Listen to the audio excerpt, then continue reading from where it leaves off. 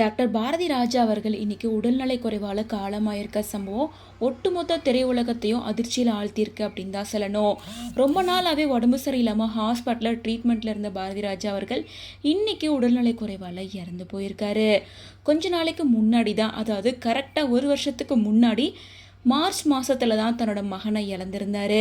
மனோஜ் பாரதி ராஜா இறந்து ஒரு வருஷம் ஆயிருக்க நிலையில் இப்போது பாரதி ராஜா அவர்களும் இறந்து போயிருக்காரு.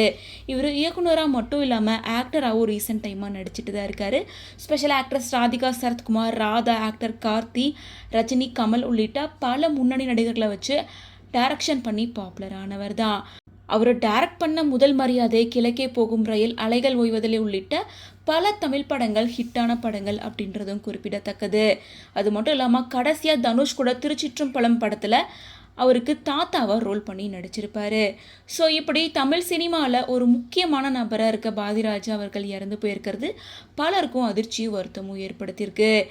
மேலும் 1941 இவர் பிறந்திருக்காரு. இப்போது இவருக்கு 85 வயசாகுது.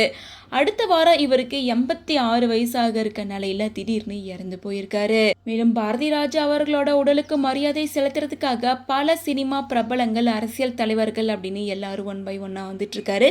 குறிப்பாக ராதிகா சரத்குமாருக்கு பாரதி ராஜா அவர்கள் கூட சேர்ந்து ஒரு எமோஷ்னல் பாண்ட் இருக்குது. ஏன்னா அவங்க ஒரு உடம்பு சரி இல்லாமல் இருந்தப்போ கூட அவங்க தான் நேரில் போய் பார்த்து அவரை ரொம்ப சந்தோஷமாக ஃபன் பண்ணி சிரிக்க வச்சுட்டு இருந்தாங்க.